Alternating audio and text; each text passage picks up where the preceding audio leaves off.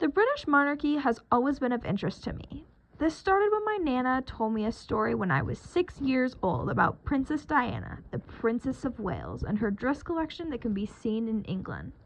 The memory always stuck out in my head. However, after recently watching the Netflix show The Crown with my mom, I once again became fascinated by it. So that is what has inspired my research question today, which is, how is Princess Diana's public position and framing reminiscent of the way Silvia Federici described witches and witch hunts? And ultimately, how does she successfully or unsuccessfully use the master's tools to dismantle the master's house? In this case, the master's house, meaning the patriarchal system of the monarchy. Prior to becoming a royal, Princess Diana was a pretty regular girl. Although she was raised in an upper-class family, she worked in children's care before the age of 20 and lived a pretty normal life. However, when she met Prince Charles, everything changed. They became engaged somewhat quickly after courting. She soon became the Princess of Wales.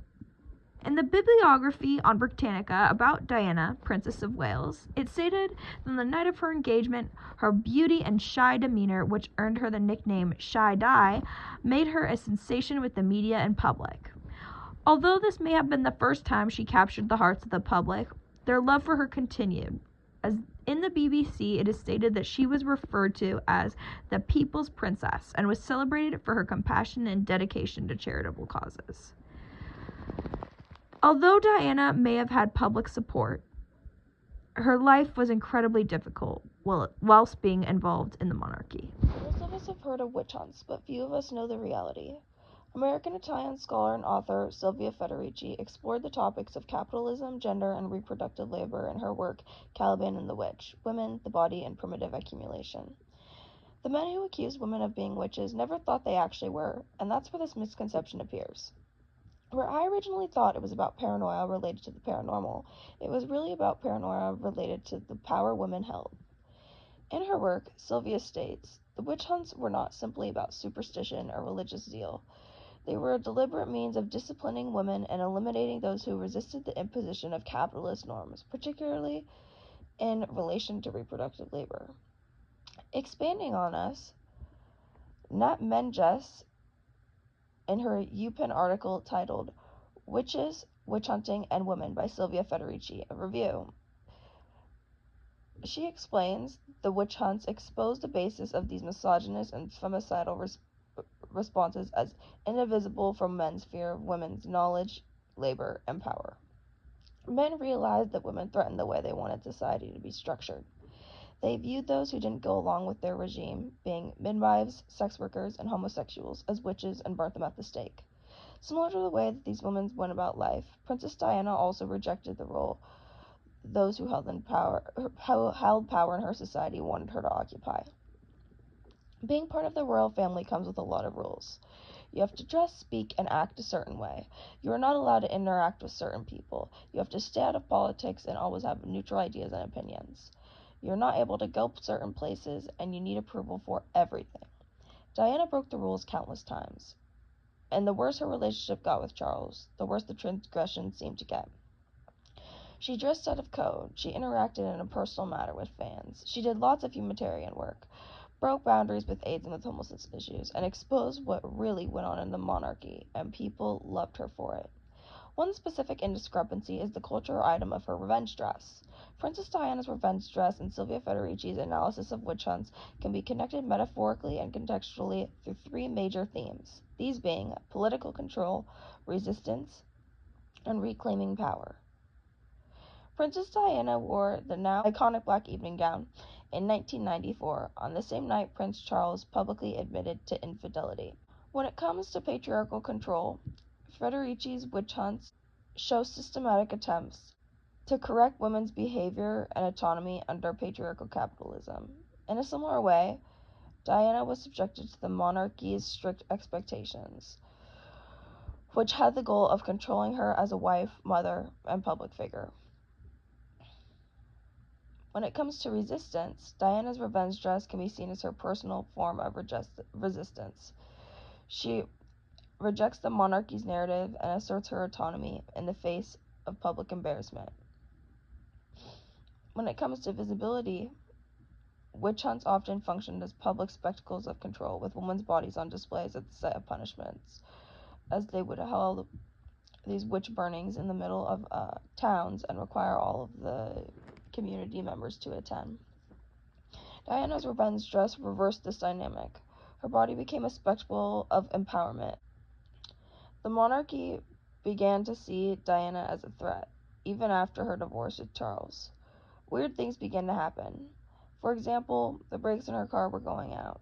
She said in interviews that she thought the royal family would try and kill her someday. One day, Princess Diana died in a car accident while being chased by the paparazzi. Although written off as an accident, a lot of people, including myself, believe that the royal family was involved in that incident that killed her. The same way that witches were killed for the fear of the power they held over society, Diana was killed for her influence and power over the public. She didn't go along with the royal family's century-old regimes, and they not only disliked it but felt extremely threatened by it, so they made the choice to get rid of her.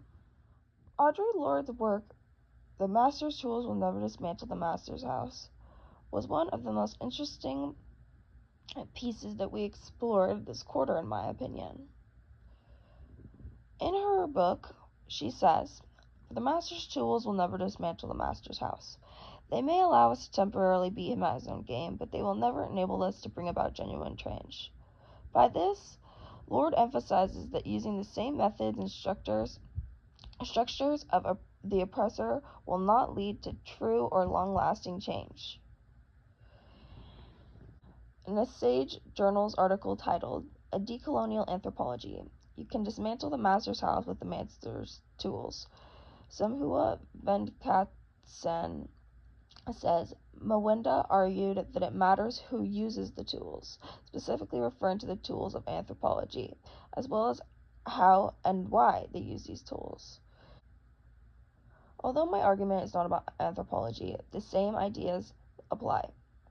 Maybe Princess Diana really could use the tools to dismantle the Master's house. When it comes to Audre Lorde's interpretation, she directly addresses white feminism in our patriarchal society and how she does not believe it's true feminism. She claims that they use the Master's tools to try and dismantle the Master's house, but by doing that, we cannot truly change the system, because we can't do that by playing into it. Audre Lorde's work offers a framework for analyzing and critiquing systems like the monarchy, which have deep-rooted traditions in the patriarchal system. Why the monarchy can be seen as the Master's house is because it's rooted in such patriarchal systems. For example, the way that the system is structured, it privileges male lineage, making men more important, and it reinforces traditional gender norms, not keeping with the same progression of the world. When it comes to the tools of the monarchy, these can be seen as rituals, protocols, and rules in order to keep the same structure reoccurring. For women, there's two main ways that this can be seen. Subservience and silence is the first. The crown expects women to support the monarchy unconditionally. When it comes to then the second is control over image and behavior. Women in the monarchy are often scrutinized and changed in order to fit the role they are supposed to play.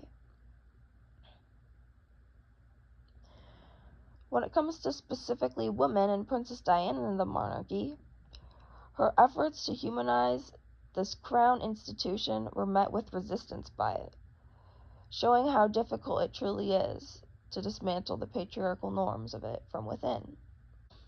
Lorde argues that genuine liberation requires rejecting the tools of oppression, these two ideas I just stated in Diana's case, and making new methods of resistance. So, that is likely what Diana would have to do in order to truly dismantle the Master's house. The monarchy's longevity depends on its ability to absorb challenges without altering the structure from within. the exact kind of structure the Lord critiques. Overall, Lord's metaphor shows how truly difficult it is to dismantle the monarchy's patriarchal structure from within it. Real change would require rejecting any of the ways that one could do this. Diana's interview with the BBC changed everything. The BBC was always seen as being in a partnership with the royal family, so this is a pivotal event. Princess Diana used the main network that supported the Queen in order to try and bring down her and her family by revealing the truth. She tried to use one of the Master's tools, being its media supporter, to dismantle the Master's house. She was coerced into giving them an interview on false pretenses, and all the topics covered were controversial.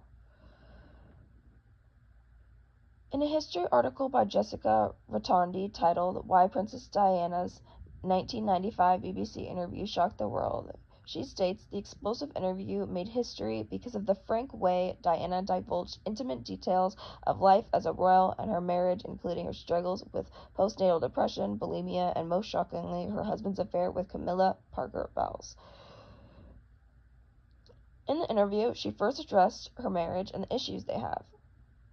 She famously said, "There was 3 of us in this marriage, so it was a little crowded." She talked about her struggling with her mental health while being involved in the monarchy. She had suffered from bulimia and depression as well as self-harm due to the pressures that were put on her.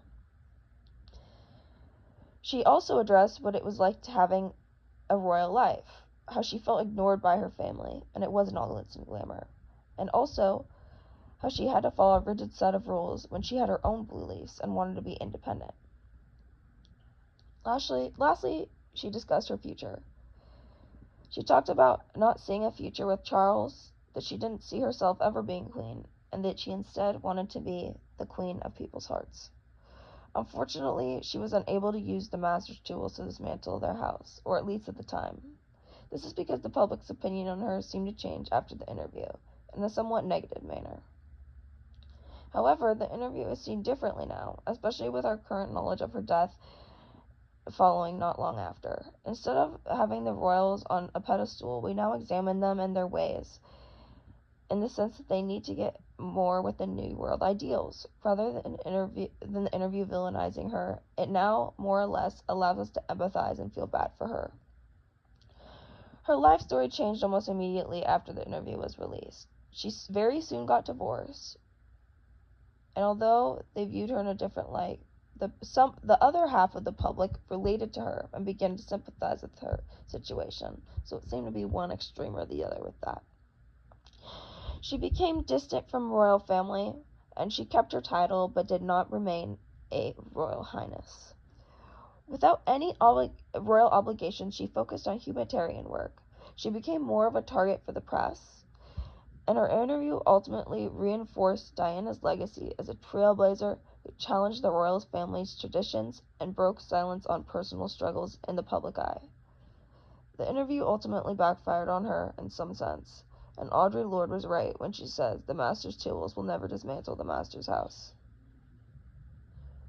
At least when it comes to this example. So, in the end, did Princess Diana successfully or unsuccessfully dismantle the Master's house with the Master's tools? Does the monarchy still function as the way it did before Diana? And have things changed for the better or for the worse? After the analysis, these questions were answered. Princess Diana's efforts to challenge and reshape the British monarchy and its patriarchal framework were both successful and unsuccessful in different ways.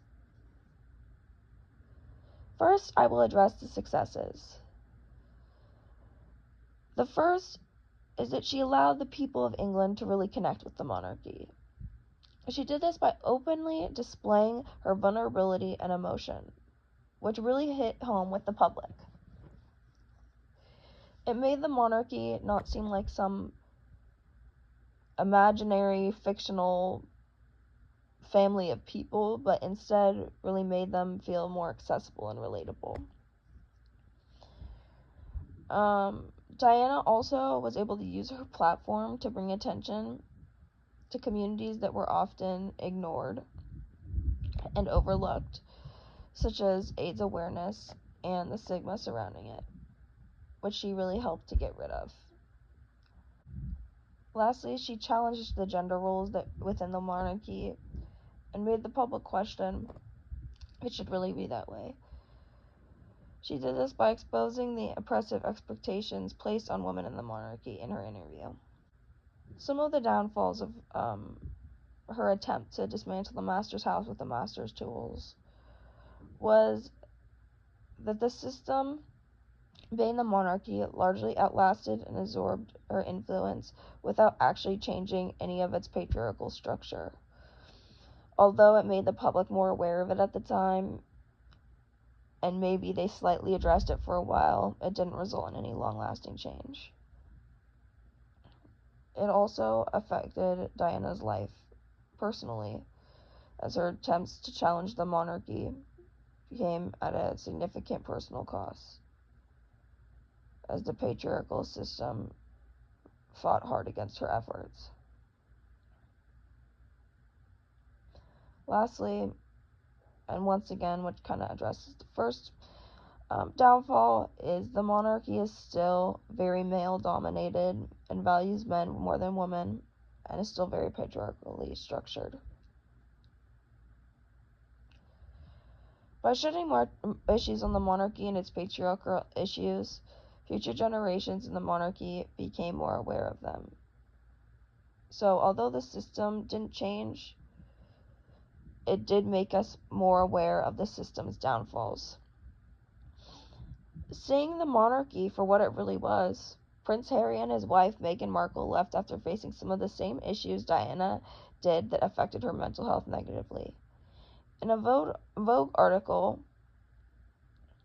that interviewed Harry and Meghan, they cast the Windsors as, and I quote, a deeply divided group driven by individual agendas, with offices leaking stories about other members of the family to ensure their principal royal has the more favorable press coverage. They eventually did an interview with Oprah, which was very reminiscent of Diana's with the BBC, to expose the realities of their jobs. They exposed issues with their son's skin color, Meghan's mental health struggles, and the relationship with Prince Charles. She was suffering so much mentally that in the interview she says, "I just didn't want to be alive anymore." She confided in the institution like Diana and was simply told she needed to get help and might not be a good fit for it. I wonder if an interview like this would have happened if Diana did not set the footsteps. Her impact was most certainly felt by the generation that followed her into the monarchy, and unfortunately, others are still facing the horrors that she did all those years ago today. The witch hunt against women in the patriarchal system never ends. They are still often framed as the villain. The monarchy doesn't hold as much value as it once did, and I believe Princess Diana played a part in this steep decline of it. She was the people's princess, and after her death, their love of her seemed to grow even more with dedications like Candle in the Wind 1997 by Bernie Taupin and Elton John, in which they changed the lyrics of the song to perform at Diana's memorial. The heartfelt lyrics honor Diana's life and legacy and really show how the whole world was grieving over her passing. Elton John performed this only once, and it was at Diana's funeral. Whether or not she changed the way the monarchy functions, her and her rebellious ways made an impact on the whole world. We will likely never know whether or not the monarchy played a role in her death, but ever since that event, the public has become less trusting and more suspicious of the institution. We don't just nod our heads and accept everything they do with a smile on our face. We question them and their motives, and maybe that is one of the main successes that Diana got out of her fight against the patriarchal system of the monarchy.